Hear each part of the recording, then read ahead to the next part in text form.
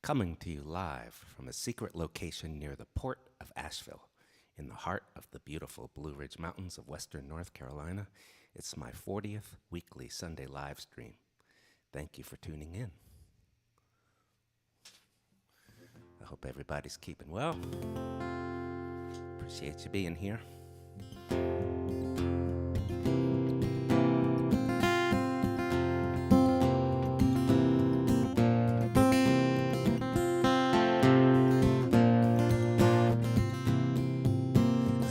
Certain girl I was hoping to meet, would have asked her to dance, but for my 2 left feet, she wasn't sitting with anyone else. I was just sitting there all by myself. I said, I didn't dance, I have 2 left feet, to this other girl standing over me in my seat. Besides, it really wasn't my kind of beat. This wasn't the girl I was hoping to meet. I wasn't attracted, not on first glance. She wouldn't go away, I didn't want to dance. She lifted me up to my 2 left feet. My eyes went for the girl I was hoping to meet.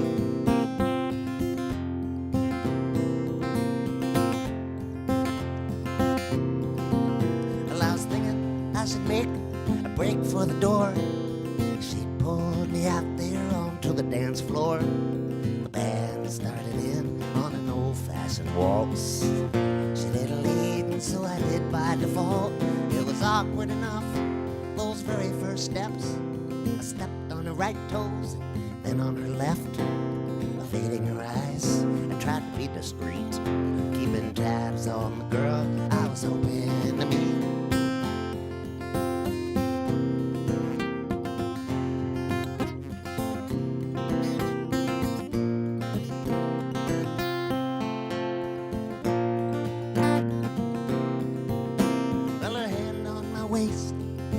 Relax.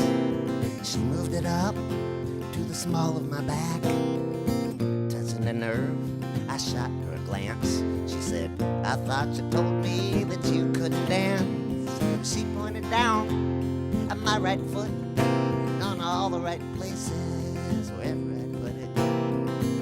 She followed me when I spun her around, and when I dipped her all the way down, the way her hair fell back,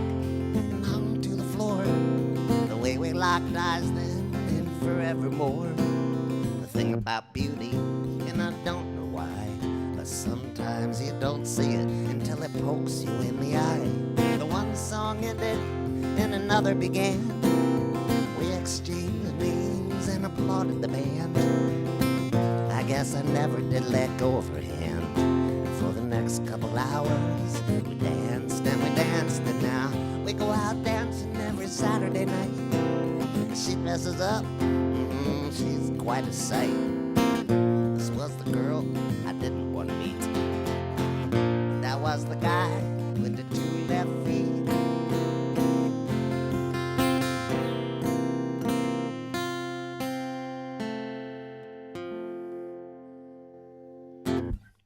I would love to know where you're watching from today, if you kindly put that into the comments.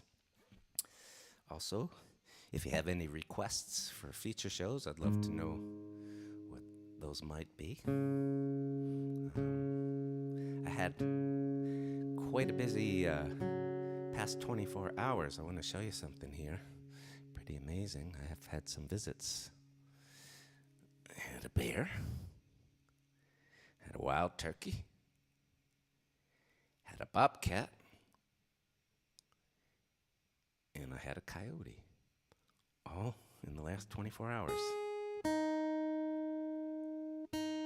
So, here's a little song that I suppose you could call a troublemaker, only because some people don't understand irony.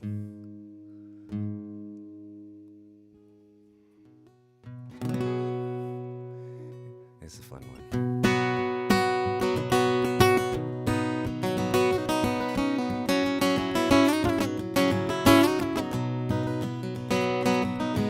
Ashes from the wood stove, filling up the bucket, spilling out the top, so when I gonna chuck it? Take it out the back door to where I never mow. Find a little spot that no one will ever go. Gonna take it out back, dump it in the river.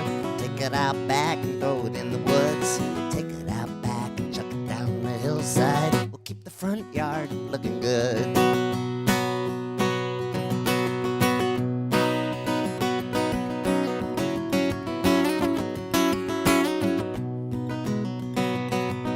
That old TV, it quit on me, brother, 10 years ago, so I got me another.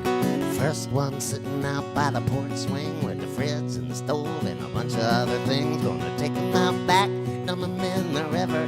Take 'em out back and throw 'em in the woods. Take 'em out back and chuck 'em down the hillside. We'll keep the front yard looking good.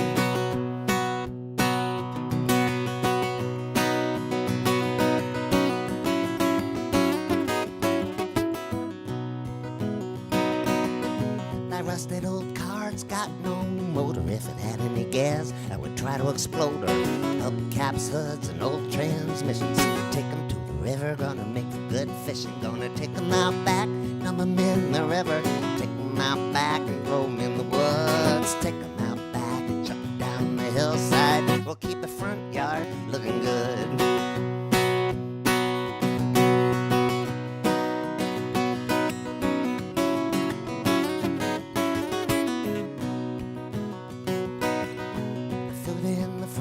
All turned green, and the chicken bones that have been picked clean. Some on the counter, some on the floor. Let's take 'em out the back door. Gonna take 'em out back, dump 'em in the river. Take 'em out back and throw 'em in the woods. Take 'em out back and chuck 'em down the hillside. We'll keep the front yard looking good. We'll keep the front yard looking good. I got to keep up the neighborhood.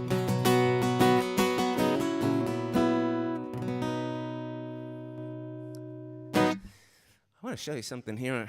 I was forwarded this by a bluegrass band that covered this song some years ago. They got this from a former fan. I'll give you a minute here to read it.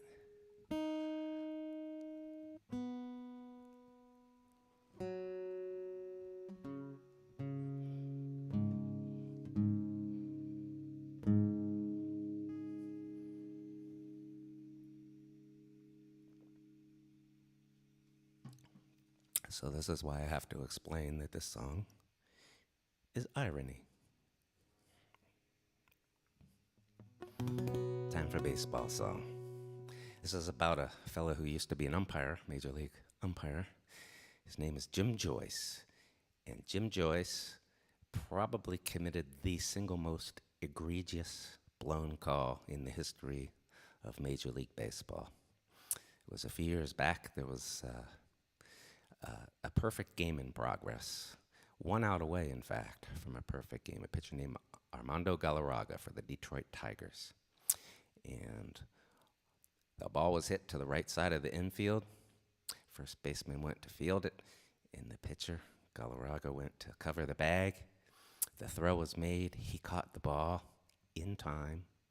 But unfortunately, this predated the use of instant replay to overturn blown calls. And the replays did show, in fact, that the runner was out. It should have been a perfect game. Well, Jim Joyce was very magnanimous in the way he handled things with such class and grace that it caused me to write this song called Stand Up Guy.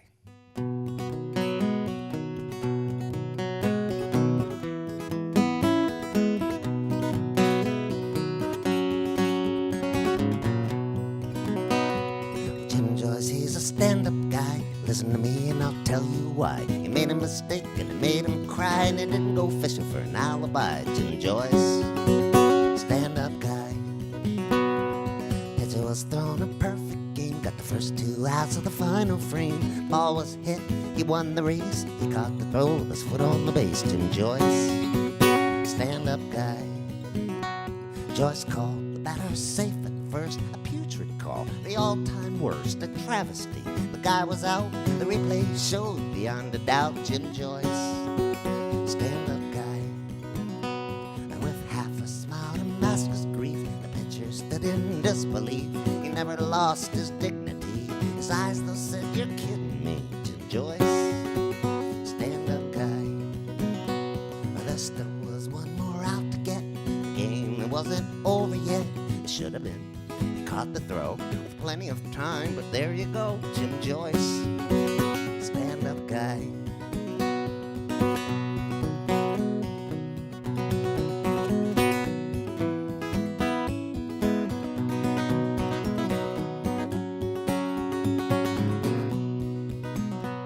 And in the locker room, Joyce watched the tape, and it left him all bent out of shape. He sat a while alone, distressed, outside the door of the bloodthirsty press. Jim Joyce, stand-up guy.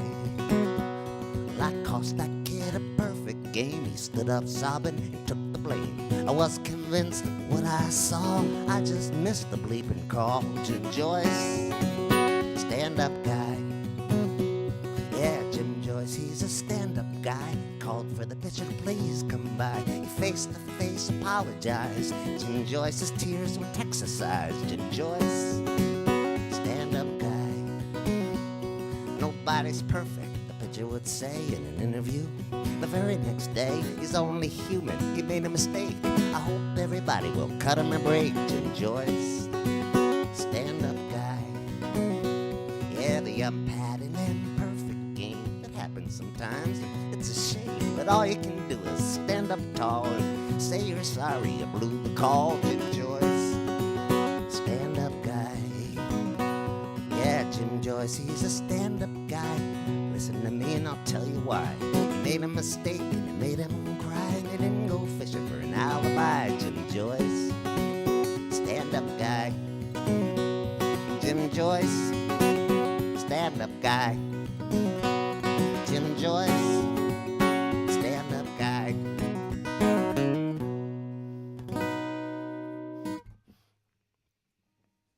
And there's the play at first base. You can clearly see the ball is in the glove.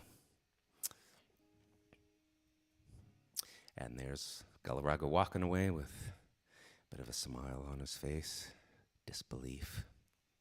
And then the very next day, this was awesome. Jim Joyce was now the home plate umpire. And instead of the Detroit manager bringing the lineup card out before the game, he sent Armando Galarraga to deliver it. And they had an embrace, tearful embrace.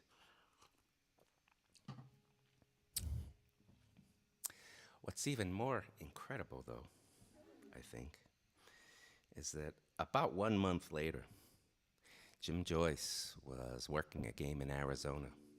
And as he was entering the ballpark, he saw one of the stadium employees collapse. And Jim Joyce administered mouth-to-mouth resuscitation and saved this person's life a month after being one of the biggest GOATs in the history of baseball. And I did get a chance to speak with him over the phone. I did get a chance to send him that song.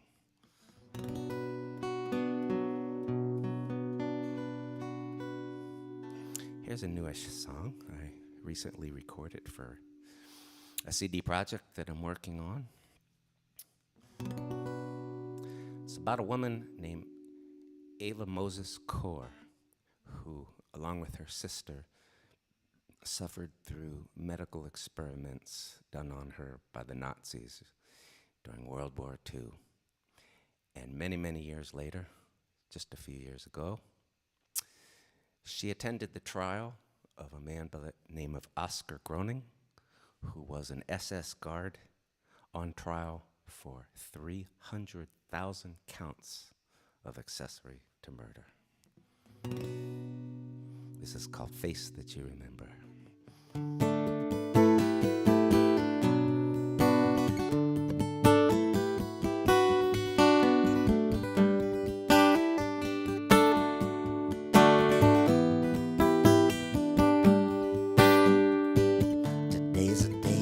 used to wonder if you would ever live to see. They finally brought the man to justice. What kind of justice will there be? Nobody knew a thing about him. He never talked about his past. It was a shock to all the neighbors when it caught up to him at last. He changed his name in Argentina. He grew a beard and dyed his hair. He bought a farm and raised a family, and even they were unaware. It's not the face that you remember, it's not the one that you despise. Today he's frail and he's remorseful, no skull and crossbones in his eyes. Today he's in his early 90s, and just a week ago he fell. Some want for him to die in prison, some wish he'd just go straight to hell.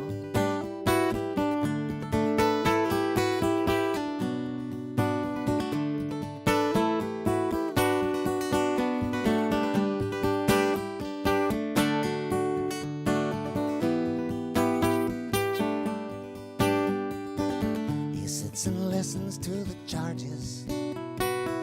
He does not offer a defense. He doesn't say he followed orders. He doesn't claim his innocence. He looks at you and not the jury. They will decide if he should live. He is not begging them for mercy. He could not ask you to forgive. You practiced how you would confront him. He thought you came to seek revenge. He thought that he was less than human. He used to look through that same lens.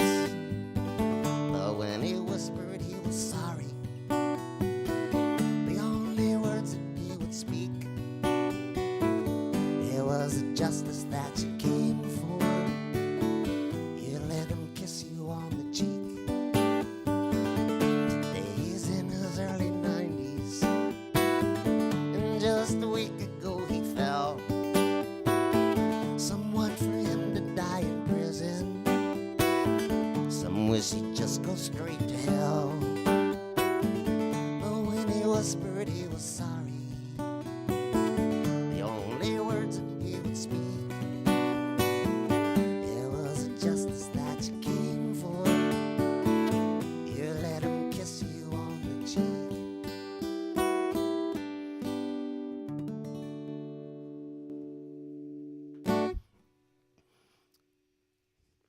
And this is the two of them in the courtroom.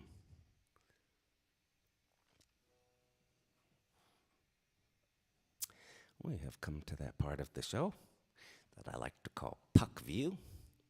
And today's featured puck is one from the Barrie, Ontario Police Force. Thank you, Linda Pope, for sending this to me this week. If you don't know this already, I have a massive hockey puck collection, and if you have any old hockey pucks or new hockey pucks that you're not interested in keeping, send them my way. I might feature them. So, if you're watching on Facebook, you can follow me there. Just look for that little bell-shaped icon at the top of the screen there. Click on it, and it gives you 2 or 3 different options on how to follow me. If you're interested in picking up recordings, you can do so both at my website for the actual CDs, or you can go to chuckbrodsky/bandcamp, or maybe that's .bandcamp.com. And my digital downloads are available for any price that you care to pay for them. And while you're at it, you should check out the baseball section on my website. It's pretty fun. If you click on any of those pennants, it will play those songs. There's a whole bunch of great photos and all sorts of stuff in there. So hope you'll visit chuckbrodsky.com.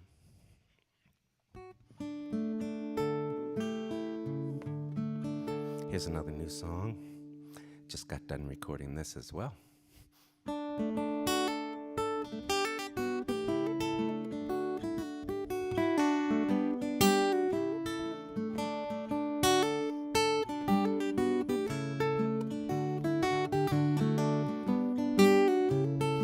things you think you know, they aren't really so, but you insist they're true.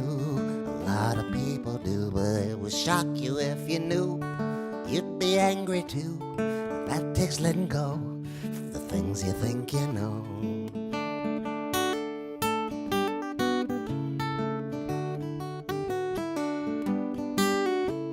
The things you think you know, you'll believe them even though they can be disproved, but you're not even moved. It's not like you believe, you can't even conceive that first domino. The things you think you know.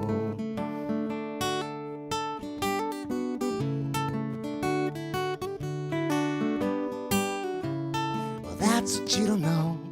The things you think you do, you go on and blow till you're good and blue. I'll tell you even though there's no convincing you, but that's what you don't know. The things you think you do, yeah, that's what you don't know. The things you think you do.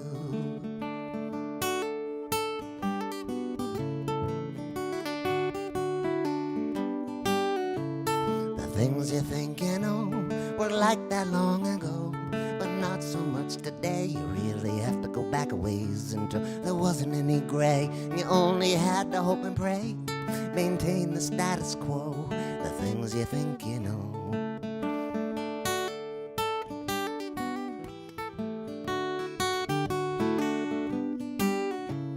The things you think you know. Excuse me, but hello, who's telling you these things? And who's pulling the strings? But who knows more than you? None of the experts do. Anyway, there you go. The things you think you know.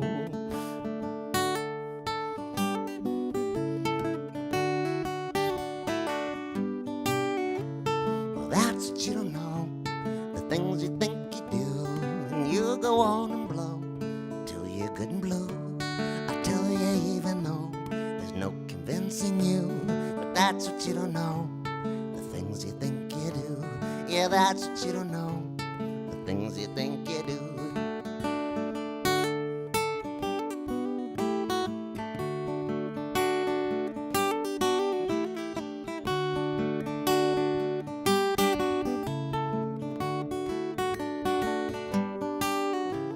The things you think you know, that warm and cozy glow, it's mostly good for show. It gives you comfort though.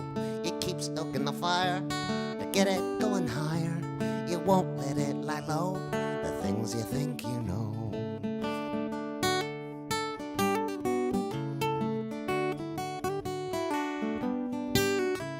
Well, that's what you don't know. The things you think you do, you go on and blow till you're good and blue. I tell you, even though there's no convincing you, but that's what you don't know. The things you think you do, yeah, that's what you don't know.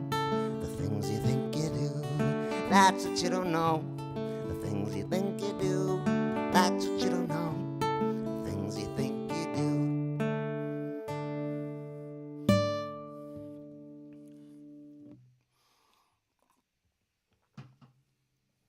I want to play this next song for two dear friends.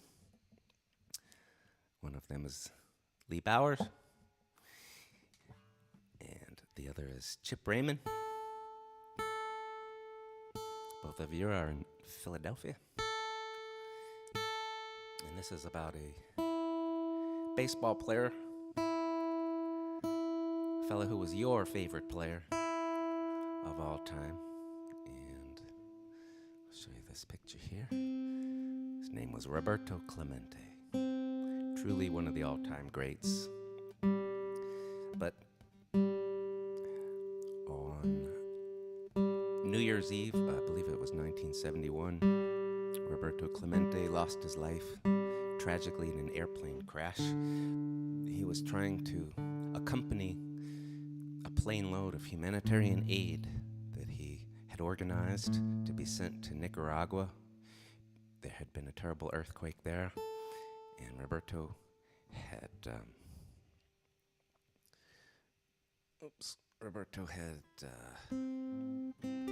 organized several plane loads already and found out that they had been looted by the Nicaraguan military.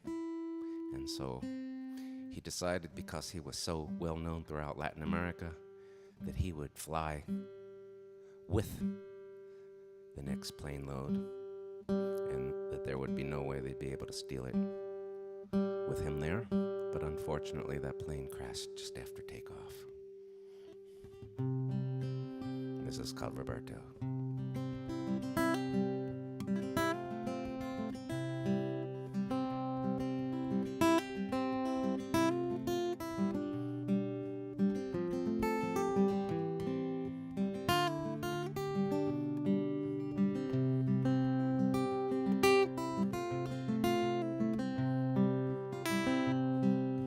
Punta Maldonado off the Puerto Rican coast. People sometimes stand there and offer up a toast to the greatest baseball player who ever called their own, who went off on a mission and he never made it home.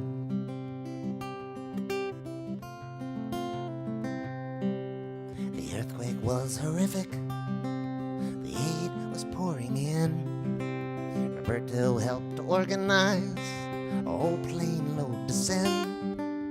The Nicaraguan junta had been looting all it could, so he'd fly with it to make sure it got to all the neighborhoods.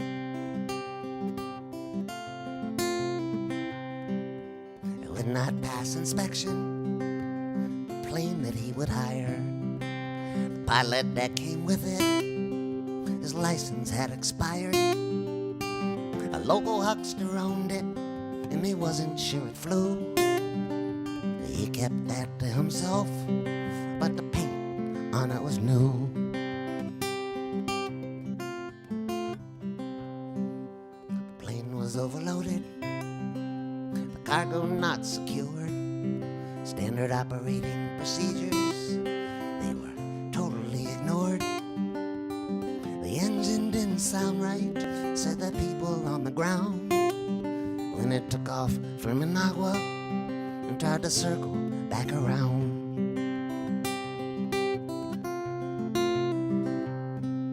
Well, people still remember where they were that New Year's Eve, when the word began to spread, hardly anyone believed. Helicopters hovered all throughout the night, just above the waters, sweeping with their lights. Well, they never found Roberto, but the search went on for days, frantically at first, till they found his leather case. No one could bear to call it off, so they carried on. But the divers never found him. Roberto, he was gone.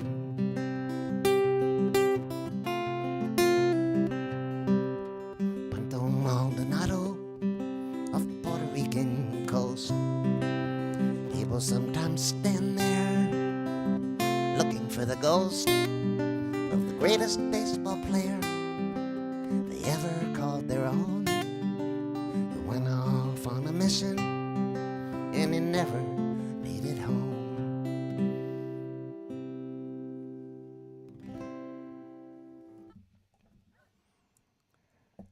So I want to tell you a little bit about the group tours that I do every year. I lead tours to both Ireland and, starting in 2022, also to Scotland.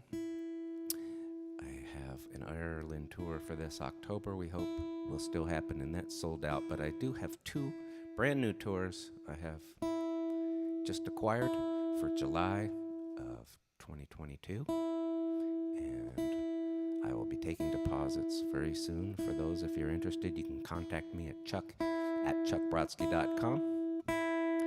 And for the Scotland tours, there are just a few rooms available for the September tour. The other 2 tours are sold out.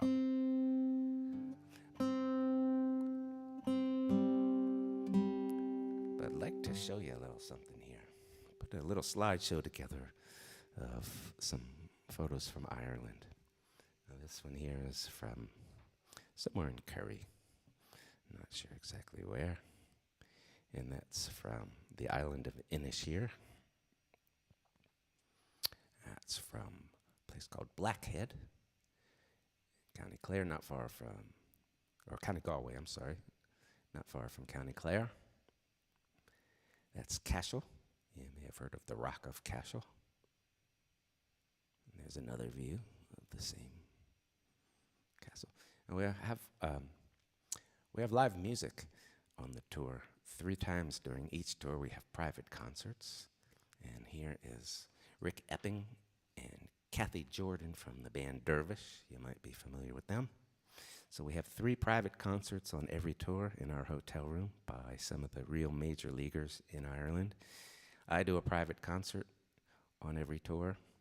And then the rest of the nights we go out into the pubs and we hear some fantastic music. Here's another wonderful musician that plays for our groups when we're up in Donegal. Her name is Claire Roach, fabulous harp player. That's out in Connemara. That's a great session I happened upon in Dingle, County Clare. Here's a combination pub and hardware store, Foxy John's in Dingle. And that's what it looks like on the inside. It really is a legitimate hardware store. That's Glandore. Beautiful place. We often stop for lunch. That's Glendalough on the east side of the country. And that happened one night when I was on stage. I had my Guinness down on the floor, and I was reaching down to take a sip, and I happened to notice that the light was shining through the glass in such a way as to cause the stencil on the side of the glass to appear right there in the beer. That's from Inisheer, island of Inisheer. That's from a Jewish cemetery in Limerick, and that was on one of the headstones. I love that. That's from somewhere in Westport, County Mayo. And those lobster pots are from the island of Inisheer. That's looking out from Grace O'Malley's castle on Achill Island, County Mayo. That's a night in Matt Malloy's in Westport. Great music pub. I love this shot. I love the Montbretia and the fuchsia. That's somewhere out in Kerry. That was my first time in Bunratty. I saw Rainbow. The very beginning of my very first group tour ever. That was a buddy along the Slayhead Drive on the west coast. There's seaweed. They lay it out on the rock walls to dry. That's on the island of Inisheer, and I was back there 10 days later. Same seaweed, now dry. That's from along the Slayhead Drive, along the west coast. And that's a tower in Dingle Bay, around Dingle Bay. And that there is Kylemore Abbey in Connemara. So those are some of the things you might see if you take a trip to Ireland with me.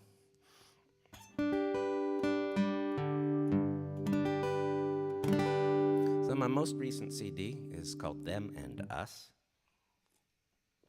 Seems to be a prevalent theme these days in this country.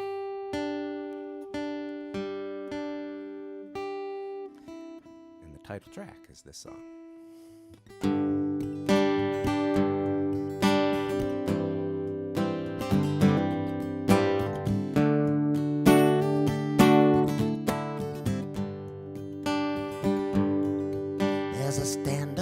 all across the Great Divide,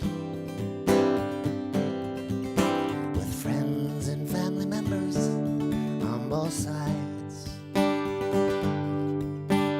Someone struck a match, it would combust,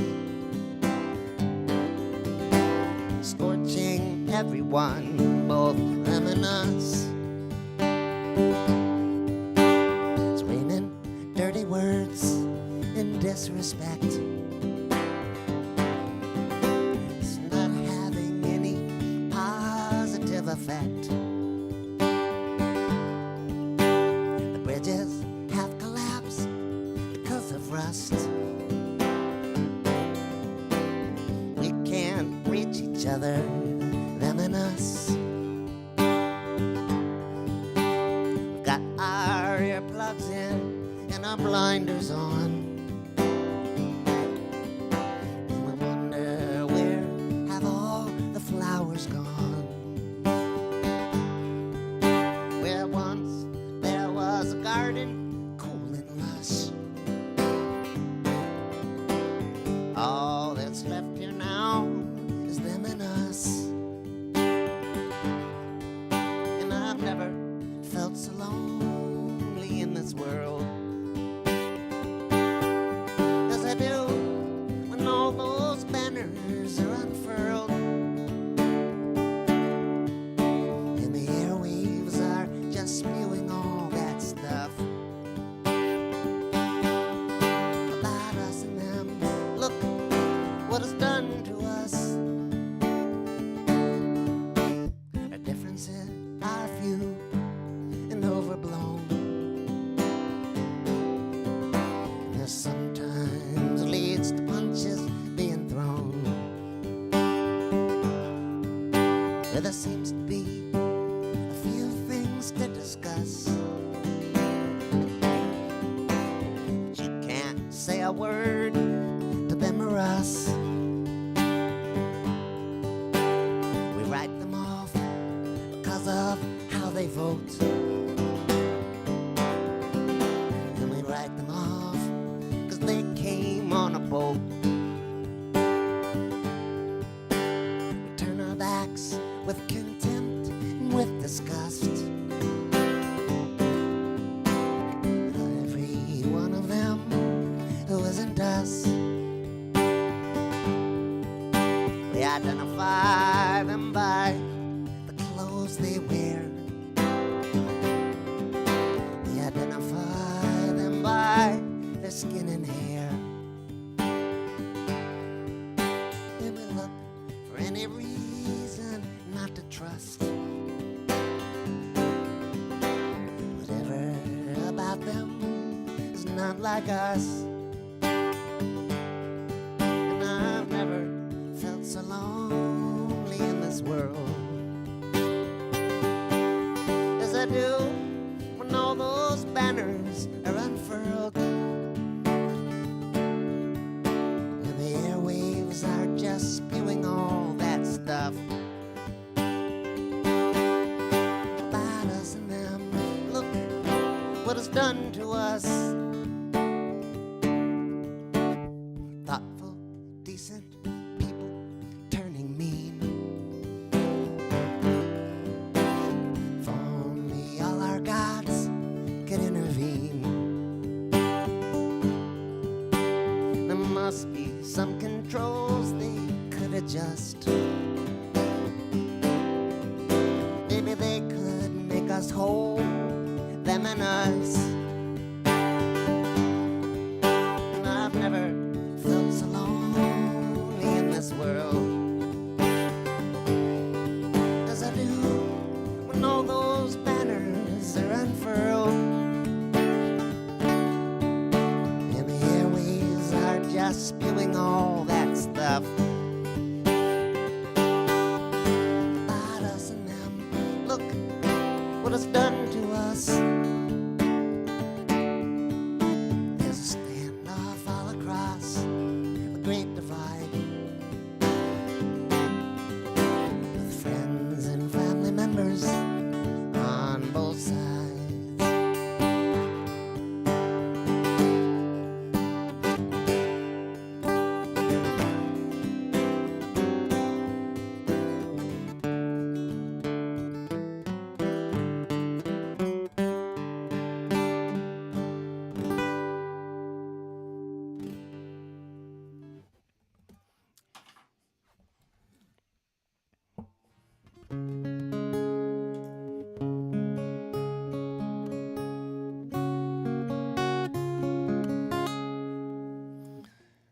something here.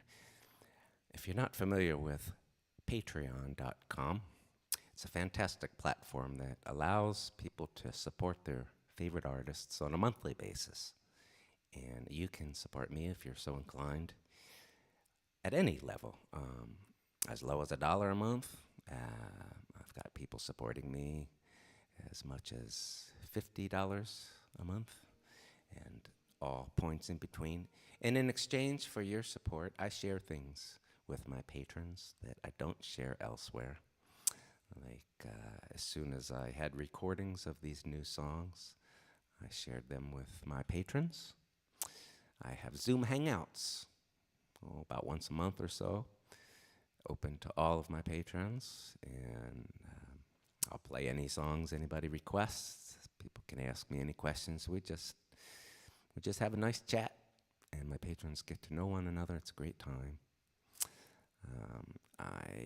Last week for my all baseball song show, I polled my patrons and let them choose the lineup. Whatever I can share there that I won't share elsewhere, just to make it as special as I can for your support.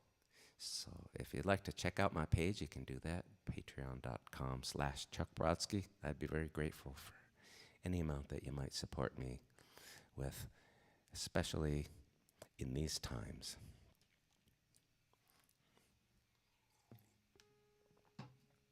And by the way, your tips are very much appreciated. I do not have a paywall for my live streams because I do not want to make it so that people who are out of work cannot watch. But if you are working, if you do have the money, I would be very grateful for any amount that you can tip. This is not my hobby. This is my occupation. And by the way, great tips will bring you great karma. It's a story about a man I met down in Texas outside the gates of the Kerrville Folk Festival, a festival which next May will be celebrating its 50th year, and I'll be performing, which I'm excited about. Apologies to anybody from the states of Georgia and South Carolina. Your peaches are wonderful too, but Fredericksburg, Texas peaches are just the best, and it was a very hot day. I had a girlfriend named Annie. We were staying all 18 days of the Kerrville Folk Festival, so we needed to replenish our supplies with a trip to town 10 miles away. We saw this man selling his peaches off the back of his truck, and so we pulled over to buy some. It was 100 degrees. We just wanted to buy those peaches and get on our way. But this fella was very talkative, very, very talkative, and at some point, we all introduced ourselves to one another. And when my girlfriend Annie mentioned her name, Bill, the peach man, told us how he had once had a woman in his life named Annie.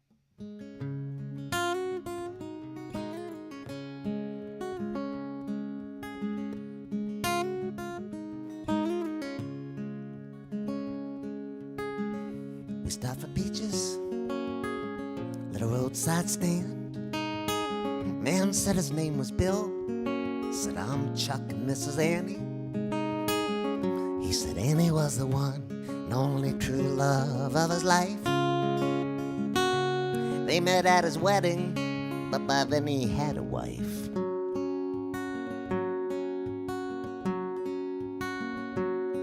And it was during the reception in the spring of '64. And she, his newlywed's best friend, followed him out the barroom door. Maybe his ring got smaller, maybe his finger swelled, maybe he made a big mistake, maybe time would tell.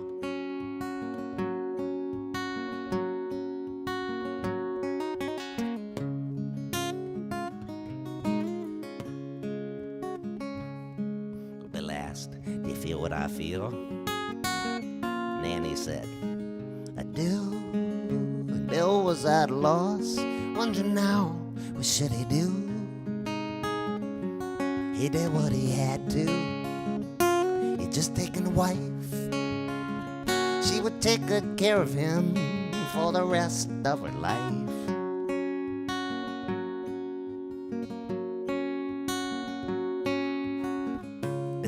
fought the urge they saw each other often. Well, she was there in black, but they Bill's wife lay in her coffin.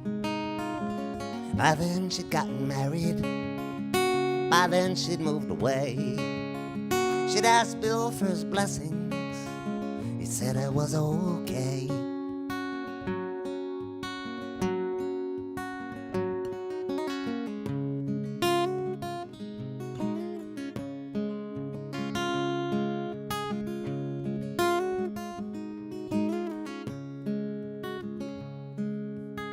Well, Bill said, taste the peaches, and he cut us each a slice. They were a little on the small side, but they sure tasted nice. Do you think I did the right thing, Bill asked? Though I knew he knew, so I answered with a question. Asked him, Bill, do you? Well, he said, Annie, pleased to meet you. Nice to meet you, Chuck. And Annie and I, we drove away in Annie's pickup truck with a box of 20 peaches, a homegrown tomato too, and a couple of things to think about. And every now and then, I do.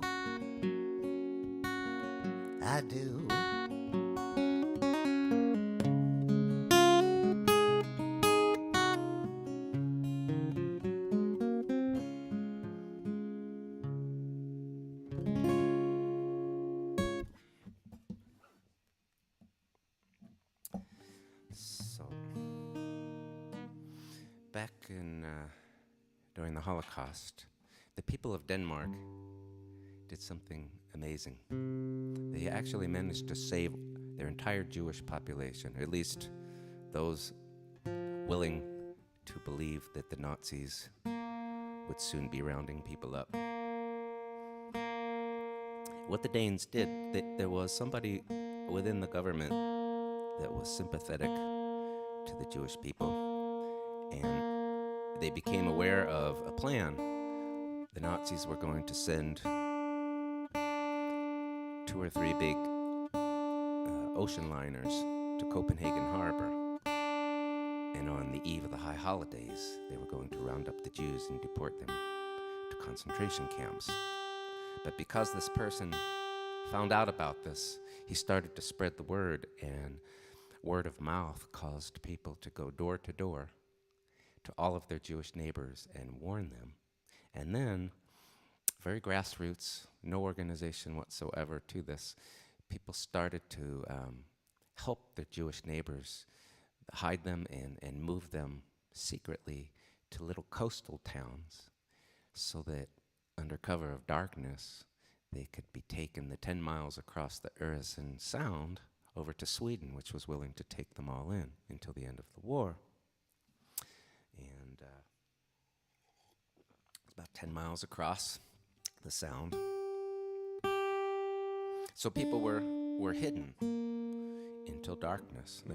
They were moved from Copenhagen and other towns where they lived to these little harbor towns. And I'll show you a picture here of one of the Danish boats.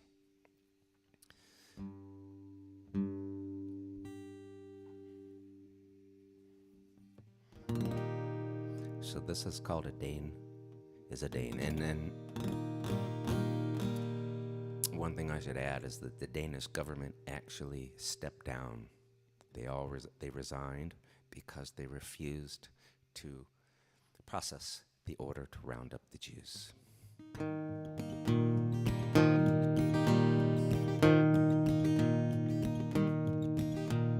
The gardens were tended, the animals fed, even the blankets were tucked in the beds. Nothing was broken, the walkways were swept, and everything looked like it did when they left. The government stepped down, they firmly refused to carry out the order to round up the Jews. A Dane was a Dane, the law was the law, there'd be no Jewish question in Denmark at all.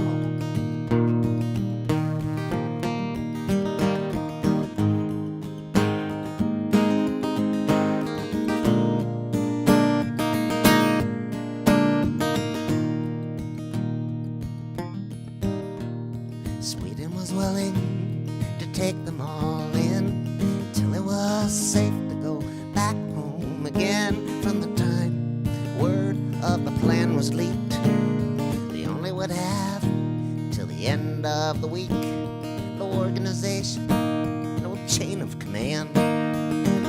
It was just everybody lending a hand. Schools were closed, work shut down, while the people were moved to little harbor towns that came full of ones who had already gone to passenger ships that they didn't get on. After spending a week in the harbor waiting, they steamed away from Copenhagen.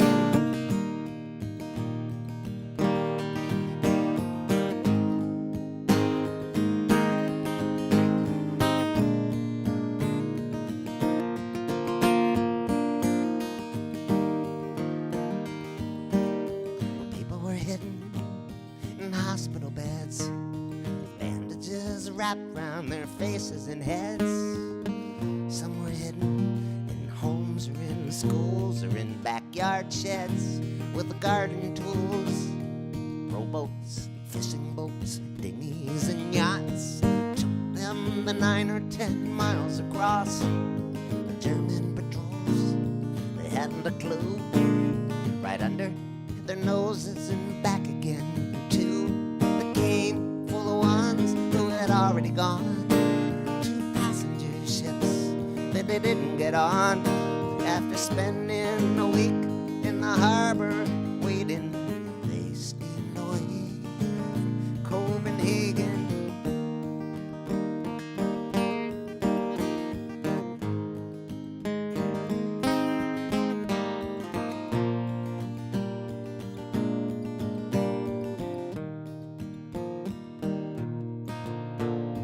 Crossings were made under cover of night, aiming for those faraway lights. Babies were drugged to keep them asleep.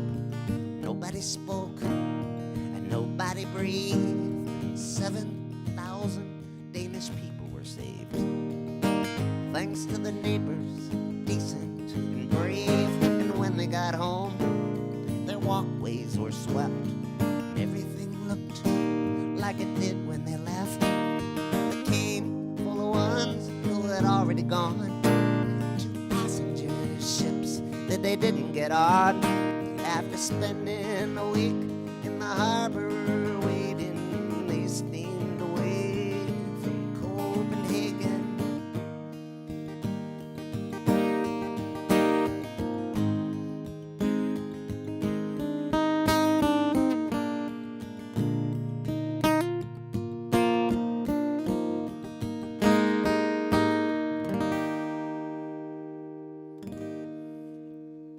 Once again, I'd love to know where you're watching from. If you'd please put that in the comments. And as well, if you have any requests for feature shows, please let me know what that might be.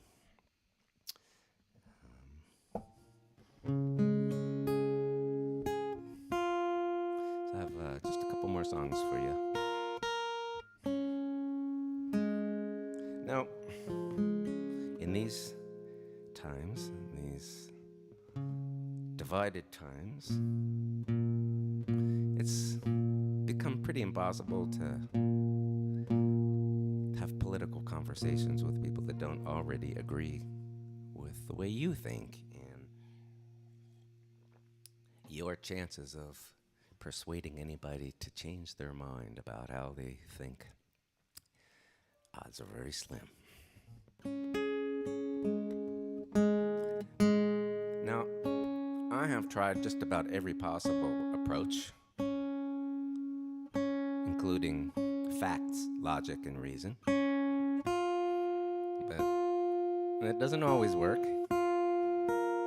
And so, after experimenting, I finally believe I have come up with a successful way to deal with this.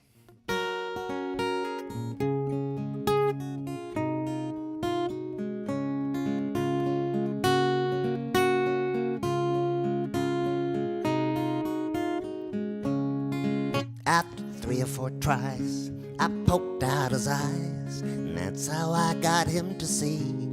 To get him to hear, I screamed in his ear. I gave him the 3rd degree.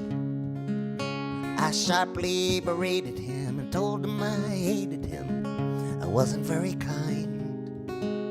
I shouted and cussed until I won his trust. Well, that's how I changed his mind. I shunned him, ignored him, I wouldn't look toward him, I only would give him my back.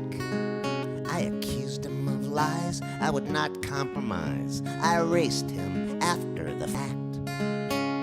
I was abrupt, I would often interrupt, we were volatile when combined. And in stating my case, I blew up in his face, and that's how I changed his mind. That's how I changed his mind. That's how I changed his mind. I blamed him, ashamed him, insulted and inflamed him. That's how I changed his mind.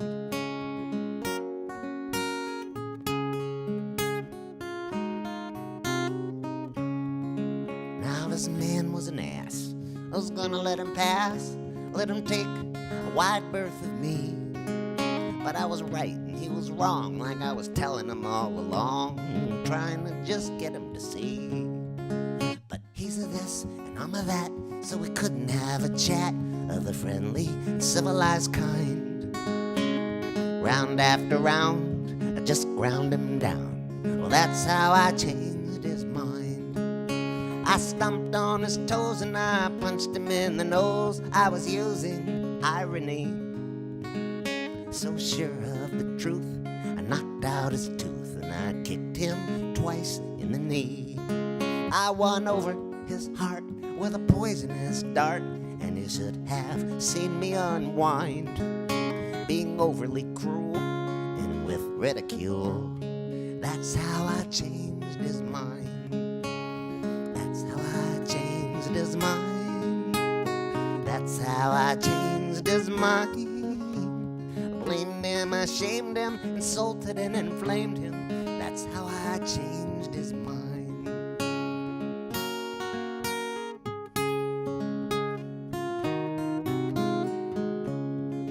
And so I called him a fool, challenged him to a duel. I threw my white glove in his face, 20 paces and I shot, and I must have hit the spot. Anyway, that's how I pleaded my case. Well, I won in the end, after making him bend, and after all the papers were signed. In the end, I won, yeah, that's how it was done. Well, that's how I changed his mind. That's how I changed his mind. That's how I changed his mind. Blamed him, I shamed him, insulted and inflamed him. That's how I changed his mind. Yeah, I blamed him, ashamed him, I might have even maimed him. That's how I changed his mind. That's how I changed his mind. That's how I changed his mind. That's how I changed his mind.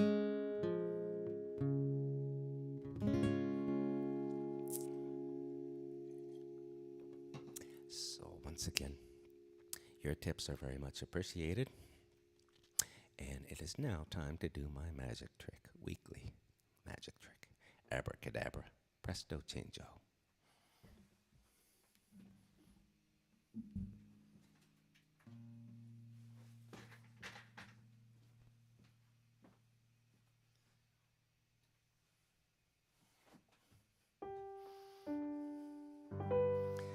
So I just want to thank you all very much for tuning in today.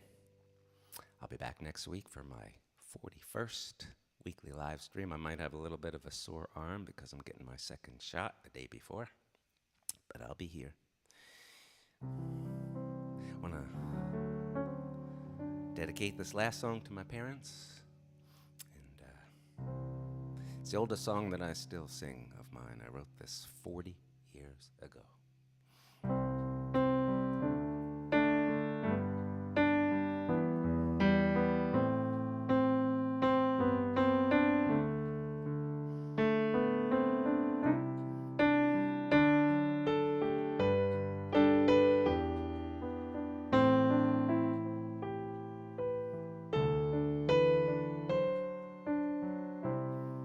Well, I hope I see you later. it's time for me to go. That's my ride that just pulled over, and it sure was good to know you. So go answer your calling, go and fill somebody's cup.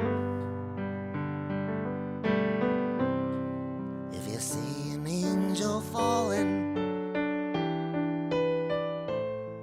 won't you stop and help them up? We are each other's angels, and we meet when it is time. Keep each other going, and we show each other signs.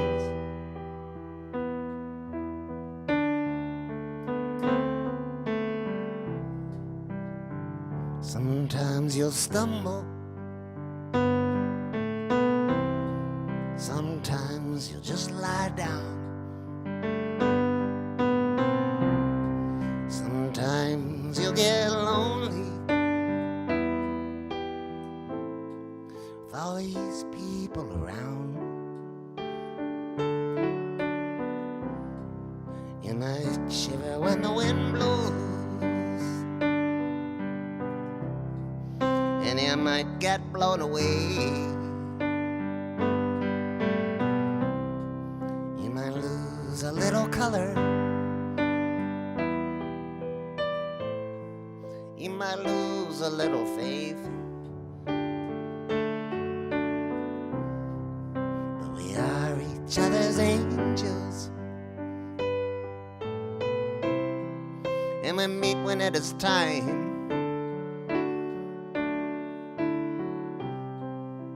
Keep each other going, show each other signs.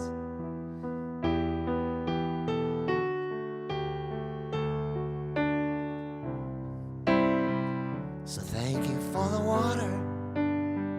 Thought I was gonna die out here in the desert, but you quenched my thirst. Let's break a little bread together, got a little manna. It was a gift from someone who was passing by and offered me a lift.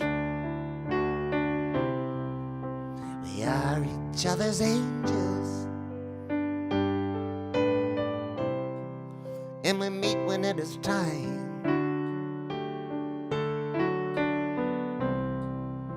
We keep each other going, and we show each other signs.